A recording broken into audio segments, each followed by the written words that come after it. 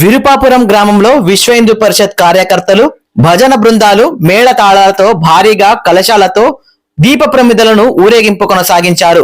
అయోధ్య బాలరామచంద్రుని అక్షంతులు ఊరేగింపులో రామనామంతో గ్రామ వీధులు మార్మోగాయి.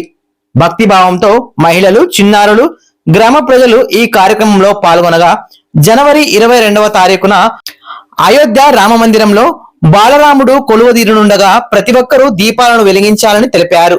ఈ కార్యక్రమంలో భారీ ఎత్తున విరుపాపురం గ్రామస్తులు పాల్గొన్నారు.